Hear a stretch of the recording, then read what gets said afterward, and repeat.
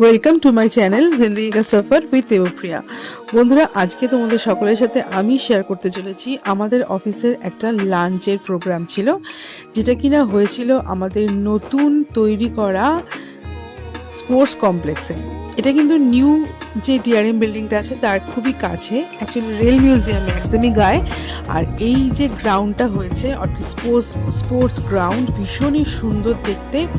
এখানে কিন্তু আমাদের একটা স্পোর্টসের ফাংশন হয়ে গেছিলো, কিন্তু সেখানে আমি থাকতে পারিনি।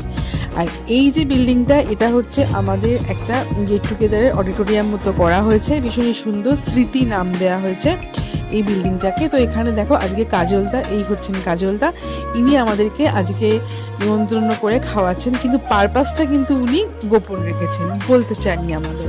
আমরা অনেকবার জিজ্ঞাসা করেছি কাজলদা কী কারণে খাওয়াচ্ছেন, কিন্তু না, উনি বলেননি। উনি বলেছেন তোমাদেরকে ভালোবাসি তাই খাওয়াচ্ছি।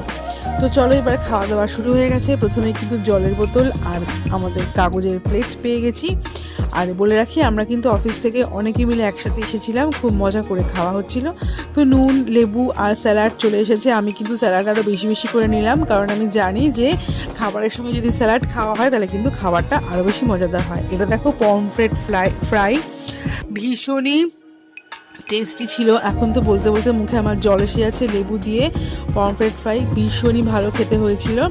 আর এর সঙ্গে সস দিয়ে দিয়েছিল, যদিও সসটা লাগছিল না, এত ভালো খেতে। এরপরে চলে এসেছে পোলাও বাসমতি। আর এ দেখো, এটা ভীষণই সুন্দর খেতে হয়েছিল, কাজু কিশমিশ দিয়ে, তারপরে নানান রকমের সবজি দিয়ে এই পোলাওটা বানানো হয়েছিল। বাসন্তী পোলাও, খুব সুন্দর কিন্তু খেতে হয়েছিল। আর এর সঙ্গে কিন্তু কমপ্লিমেন্টারি হিসাবে চলে এসেছে প্রথমেই চিলি পনিরটাও কিন্তু খেতে খুব ভালো হয়েছিল।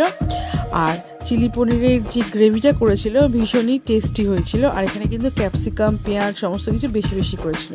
এরপরে চলে এসেছে চিংড়ি মাছের মালাইকারি। আর চিংড়ি মাছটা জাস্ট অসাম খেতে ছিল। চিংড়ি মাছের মালাইকারি, আর আমি কিন্তু দুটো চিংড়ি মাছ নিয়েছি, এটা সেকেন্ড টাইমের চিংড়িটা। এরপরে চলে এসেছে ফ্রুট চাটনি, আর তারপরে পাঁপড়। আর ফ্রুট চাটনিতে কিন্তু কলা ছিল, বেদানা ছিল, কাজু কিশমিশ নানানটা।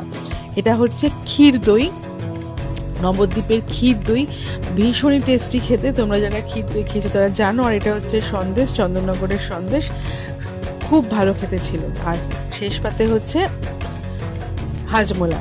তো আমরা খেয়ে দিয়ে একটুখানি স্পোর্টস গ্রাউন্ডটা ঘুরতে এলাম। আমি অ্যাকচুয়ালি আরও বেশি উৎসাহী ছিলাম, কারণ কি আমার দেখা হয়নি। তাহলে আজকের এই মিনি ব্লগটা এই অবধি। যদি তোমাদের ভালো লাগে তাহলে কিন্তু সাবস্ক্রাইব করে নিও। আজকের মতন টাটা।